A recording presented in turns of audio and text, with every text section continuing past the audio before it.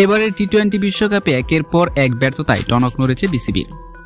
তাই তো এবার জানা গেছে অকর্মা ক্যাপ্টেন নাজমুল হোসেন শান্তকে দল থেকে বাদ দিতে যাচ্ছে নাজমুল হাসান পাপন। তো সম্মানিত ভিউয়ার্স, বিস্তারিত জানুন পুরো ভিডিও জুড়ে।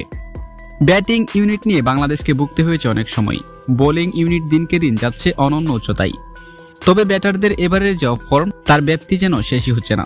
বাংলাদেশ দলের পেসার ও টি-20 বিশ্বকাপের সহ অধিনায়ক তাসকিন আহমেদ বলেছেন, এবারের মতো বাজে ব্যাটিং লাইন আপ আমি আর জীবনে কখনোই দেখিনি। উইকেট কন্ডিশন পক্ষে থাকায় তাসকিন, মুস্তাফিজ, রিশাদরা বারবার এনে দিয়েছেন উদযাপনের উপলক্ষ। তবে পূর্ণতা পায়নি ব্যাটারদের ব্যর্থতায়। বিশেষ করে বাংলাদেশ দলের ওপেনিং অত্যন্ত নড়বড়ে। তানজিদ হাসান তামিম, লিটন কুমার দাস, সৌম্য সরকার, সাকিব আল হাসান কিংবা মাহমুদুল্লাহ রিয়াদ কেউই বলার মতো তেমন কোনো পারফর্ম করতে পারেনি। বিশেষ করে বাংলাদেশ দলের ক্যাপ্টেন নাজমুল হোসেন শান্ত, সে তো একেবারে ফ্লপ একজন ক্রিকেটার। সে অত্যন্ত গাদা একটা ক্যাপ্টেন। সে গুরুত্বপূর্ণ ম্যাচে কোনো রানই করতে পারে না। তাই তো এবার গুঞ্জন শোনা যাচ্ছে তাকে ক্যাপ্টেন্সি থেকে বহিষ্কার করা হচ্ছে। তো সম্মানিত ভিউয়ার্স, নাজমুল হোসেন শান্তর কি বাংলাদেশ দলের ক্যাপ্টেন্সি করার যোগ্যতা আছে নাকি নেই, তা অবশ্যই কমেন্ট করে জানিয়ে দিন আমাদের ভিডিওর কমেন্ট বক্সে।